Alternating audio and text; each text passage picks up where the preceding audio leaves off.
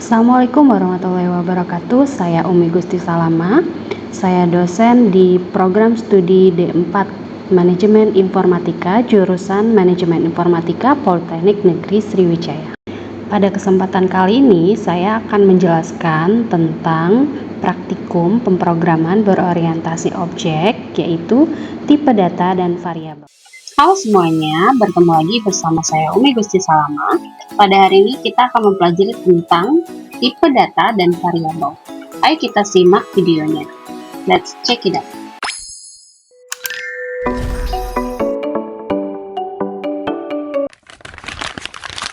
Kami akan membahas tentang variabel dan tipe data. Variabel, jadi variabel adalah sebuah tempat untuk menyimpan nilai sementara. Lalu, variabel di Java terdapat dua sifat.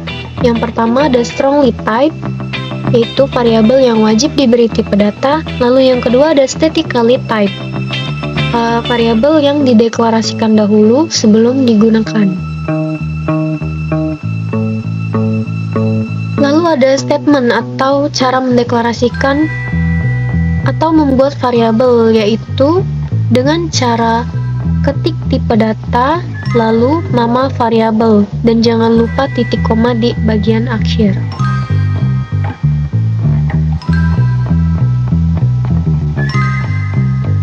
Selanjutnya ada sifat variabel strongly type. Bahasa yang kuat terikat atau strongly type adalah bahasa di mana variabel tidak dapat secara otomatis diubah dari satu tipe ke tipe lain tanpa konversi eksplisit. Ini berarti bahwa jika Anda mencoba melakukan operasi antara dua tipe yang tidak kompatibel akan muncul kesalahan. Lalu di sini merupakan contoh dari strongly type. Selanjutnya ada statically type. Bahasa yang terikat statis atau statically type adalah bahasa di mana tipe variabel ditentukan pada waktu kompilasi. Ini berarti bahwa semua variabel harus dideklarasikan dengan tipe data tertentu sebelum digunakan, dan tipe tersebut tidak dapat berubah selama eksekusi program. Ini merupakan contoh dari statically type.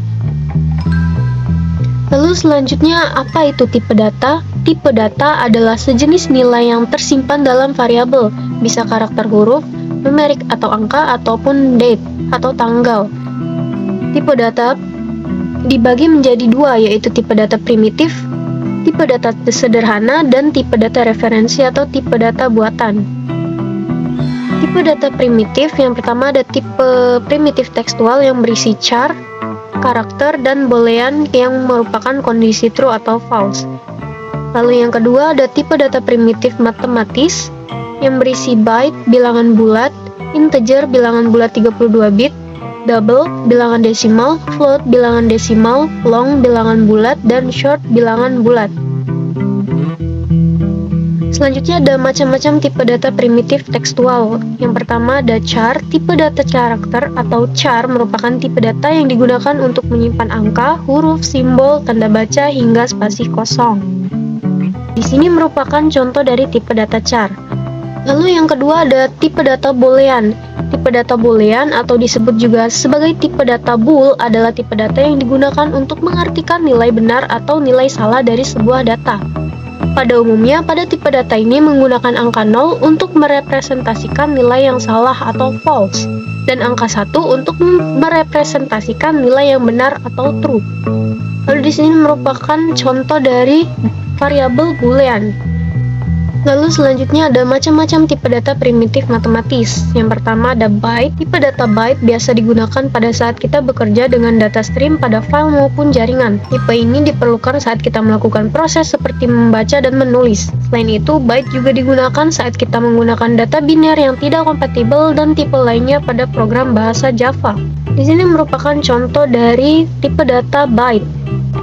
Lalu yang kedua ada integer, merupakan tipe data numerik bilangan bulat yang digunakan untuk menyimpan nilai tanpa bilangan pecahan yang memiliki rentan angka minus 707, 0 sampai 707. Cakupan tipe data integer ini adalah seluruh bilangan bulat tanpa bilangan pecahan atau desimal. Di sini merupakan contoh dari nilai tipe data integer. Lalu yang ketiga ada tipe data double. Tipe data double merupakan tipe data numerik yang digunakan untuk menyimpan nilai bilangan desimal dengan tingkat ketelitian yang lebih baik dibandingkan dengan tipe data float. Di sini merupakan contoh dari tipe data double. Lalu selanjutnya float. Tipe data floating point berisi bilangan bulat yang tidak termasuk pada bilangan integer, seperti bilangan desimal atau bilangan pecahan. Lalu di sini merupakan contoh dari float. Lalu yang kelima ada tipe data long. Tipe long biasa digunakan saat nilainya berada di luar kapasitas rentang type integer, karena type long punya range sangat tinggi dibanding tipe data lainnya. Dengan kata lain, tipe long dibutuhkan saat data memiliki range di luar jangkauan tipe integer, short maupun byte. Nah, di sini merupakan contoh dari tipe data long. Lalu yang terakhir merupakan tipe data short. Tipe data short dalam Java adalah salah satu tipe data primitif yang digunakan untuk menyimpan nilai bilangan bulat dengan ukuran yang lebih kecil dibandingkan dengan tipe data integer. Di sini merupakan contoh dari tipe data short.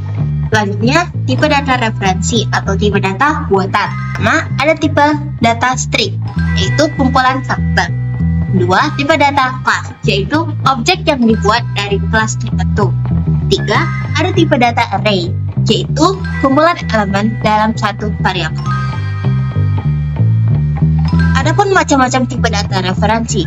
Pertama yaitu tipe data string yang digunakan untuk menyimpan teks atau karakter yang lebih dari satu. Tipe data string dalam Java direpresentasikan oleh kelas string. Contohnya yang ada di sebelah kanan. Kedua yaitu kelas. Tipe data kelas digunakan untuk membuat objek dari suatu kelas. Contohnya yang ada di sebelah kanan. Kemudian array. Tipe data array digunakan untuk menyimpan kumpulan nilai dengan tipe data yang sama. Contohnya, baik, di sini saya akan menjelaskan tata cara penulisan program dan pengujian program tersebut. Di sini perintah yang didapat yaitu program Java yang mendemonstrasikan penggunaan berbagai tipe data dan variabel. Sebagai contoh, di sini diminta program data mahasiswa. Di sini saya menggunakan aplikasi Apache NetBeans. Lalu setelah terbuka, selanjutnya kita buat sebuah file baru dengan project bebas, di mana project ini ditempatkan. Lalu jangan lupa kita pilih Java class. Lalu next. Lalu di sini bisa kita ganti dengan nama data mahasiswa. Baik, selanjutnya kita tunggu. Ini adalah tampilan default ketika kita membuat sebuah kelas baru. Sebenarnya ini bisa kita hapus saja karena ini hanya sebuah komen otomatis ketika kita membuat sebuah file baru, jadi kita hapus saja. Di sini terdapat perintah package pertemuan 2. Fungsi dari perintah package pertemuan 2 ini yaitu menjelaskan di mana letak dari paket ini terletak. Sebagai contoh, di sini pertemuan kelas data mahasiswa ini terletak di package pertemuan 2. Bisa lihat di sini. Lalu selanjutnya, karena kita akan meminta inputan dari pengguna atau user, kita harus mendeklarasikan sebuah perintah baru yaitu import java util scanner. Di sini jangan lupa S-nya besar. Fungsi dari baris ini untuk meminta inputan dari pengguna. Lalu setelah selesai, di sini terdapat sebuah baris public class data mahasiswa. Public di sini berarti ini adalah tipe access modifier yang dimiliki oleh kelas tersebut. Biasanya access modifier yang digunakan itu ada 3, yaitu public, private, dan protected. Di sini kita akan menggunakan yang public. Data mahasiswa ini adalah nama dari kelas yang akan kita gunakan. Lalu selanjutnya, ketikkan program seperti berikut. Baik, saya akan jelaskan. Public di sini sama seperti public data tadi, yaitu sebuah tipe access modifier. Lalu static di sini untuk membuat agar program yang kita buat di bawah ini tidak akan berubah-ubah. Artinya programnya akan tetap seperti itu saja. Lalu void ini adalah nama dari main. Lalu ini adalah main. Jadi fungsi dari baris ini untuk membuat sebuah main di mana letak dari program atau kode yang akan kita buat nanti. Lalu selanjutnya, dalam suatu pemrograman biasanya yang akan kita lakukan di awal itu pendeklarasian variabel. Karena kita tadi ingin membuat sebuah program data mahasiswa, jadi kita akan mendeklarasikan variabel nama terlebih dahulu. Di sini saya akan mendeklarasikan variabel nama dengan tipe data string.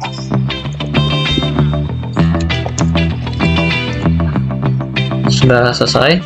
String ini biasa digunakan untuk menyimpan sebuah karakter.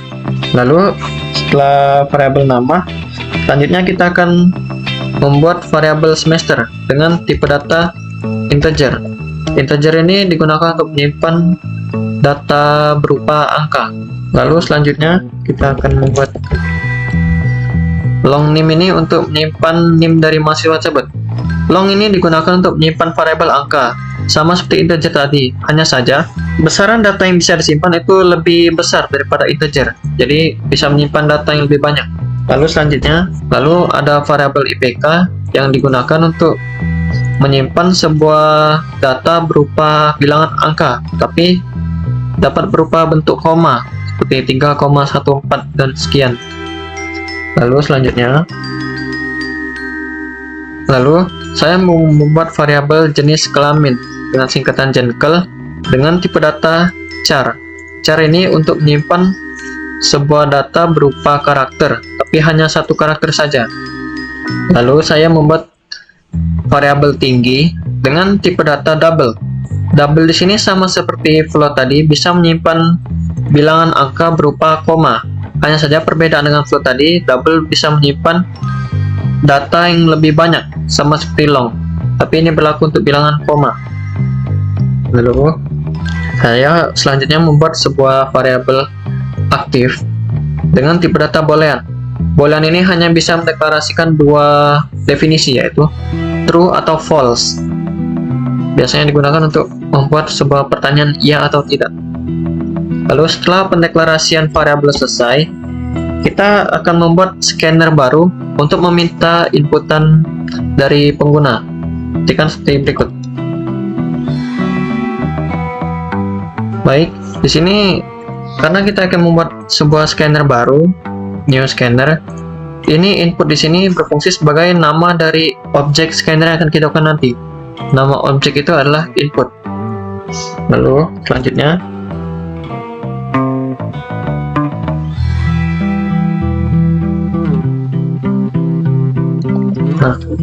baik, saya akan jelaskan dulu. Sistem outprint ini sebuah perintah yang digunakan untuk menampilkan kalimat di layar pengguna.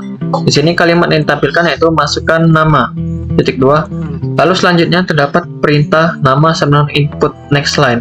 Fungsi dari perintah ini untuk meminta pengguna untuk memasukkan suatu data agar disimpan dalam sebuah variabel nama. Oke, selanjutnya sama seperti tadi, sistem outprint ini untuk menampilkan sebuah kalimat di layar pengguna. Di sini kalimat yang ditampilkan yaitu masukkan semester. Lalu perintah semester input next int ini sama seperti perintah nama tadi, yang mana semester akan meminta pengguna untuk memasukkan sebuah data yang nanti data tersebut akan disimpan dalam variabel semester. Lalu selanjutnya,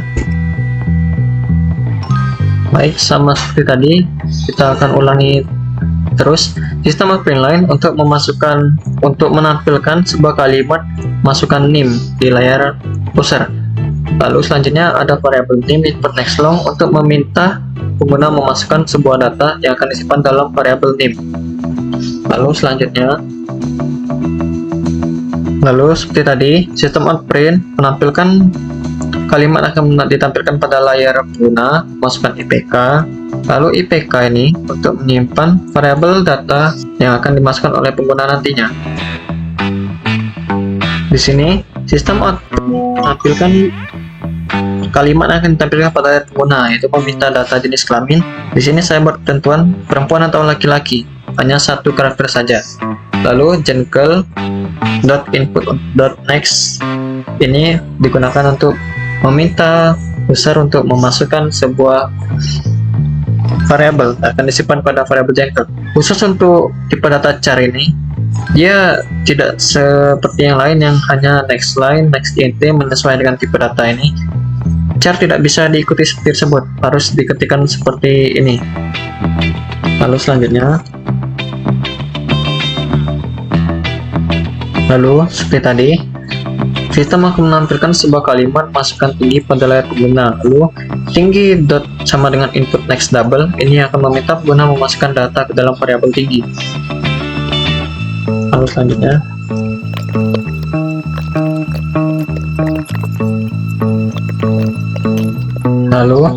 di sini sistem akan menampilkan sebuah kalimat apakah mahasiswa aktif. Di sini karena tipe data yang digunakan di boolean, maka hanya bisa dituliskan dengan kata true atau false. Jadi pengguna harus menuliskan true atau false nantinya. Lalu data tadi akan disimpan pada variabel aktif. Lalu selanjutnya, saya akan jelaskan dulu. Karena tadi kita sudah meminta inputan pada pengguna, lalu selanjutnya kita akan menampilkan inputan tadi, kita tampilkan ulang ke layar pengguna. Dimana di sini kita akan menggunakan perintah system out print line. Perbedaan print dengan print line tadi, kalau print line ini dia akan langsung selesai di satu baris itu saja. Kalau print tadi tidak. Jadi kita tampilkan data mahasiswa, lalu di bawahnya nanti akan ada banyak data-data yang sudah kita masukkan tadi. Seperti contoh yang pertama di sini ada data nama mahasiswa, kita ambil variabel nama yang sudah kita masukkan tadi. Lalu selanjutnya, sini loadingnya sudah selesai. Lalu kita akan coba run kode berikut. Di sini kita cobakan masukkan nama ini, lalu dia akan mereka nama semester, maka semester kita tuliskan 3. Lalu name tuliskan saja bebas, contohnya. Lalu IPK harus dalam bentuk koma ya, saya akan coba.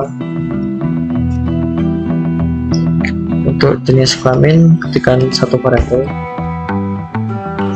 masukkan tinggi, bebas, yang penting bilangannya memiliki koma. Karena ini variabelnya boolean, jadi kita harus ketikkan true atau false. Ini kita tulis true. Dan bisa lihat sini kode tersebut berhasil, dan data yang sudah kita masukkan tadi akan ditampilkan ulang. Seperti ini, data mahasiswa. Lalu kita akan coba bagaimana jika kita salah memasukkan tulisan tadi tidak sesuai dengan variabel yang diinginkan. Sebagai contoh, di sini variabel nama kita simpan dengan tipe data string. Bagaimana kalau kita masukkan angka? Programnya masih akan lanjut karena variabel string bisa menyimpan sebuah karakter. Karakter tersebut bisa berupa huruf, angka, simbol-simbol, dan lain-lain lagi. Jadi tidak akan terjadi error. Lalu untuk semester, kita coba masukkan sebuah huruf.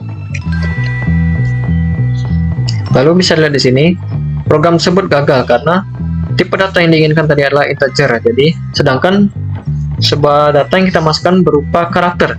Jadi tidak sesuai dengan tipe data yang diinginkan. Baiklah, kesimpulan dari video ini ialah untuk membuat program Java yang mendemonstrasikan penggunaan tipe data dan variabel dalam bentuk program data mahasiswa, diperlukan JDK sebagai dasar dari eksekusi program dan NetBeans yang berfungsi sebagai antarmuka pengembang. Adapun juga variabel dan tipe data, yang dimana variabel memiliki dua cara untuk mendeklarasinya, yaitu strongly typed atau hanya tipe data dan variabel, dan statically typed atau tipe data serta deklarasi variabel. Kemudian tipe data terdapat dua jenis, yaitu pertama primitif. Primitif merupakan tipe data sederhana yang dimana terdapat dua jenis tipe data, yaitu tekstual, contohnya yaitu chart dan boolean. Kemudian metamatis, contohnya yaitu byte, integer, double, float, long, dan short. Lalu kedua, referensi merupakan tipe data buatan, contohnya yaitu string, kelas, array, dan banyak hal lainnya. Kemudian, pada program data mahasiswa, tipe data dan variabel yang dibutuhkan ialah string nama, integer semester, long NPM, float IPK, chart jenis kelamin, double tinggi, dan boolean aktif. Baiklah, sekian dari kesimpulan video ini. Adapun saran untuk pengembangan program lebih lanjut, yaitu gunakan lebih banyak lagi tipe data dalam program data mahasiswa. Terima kasih.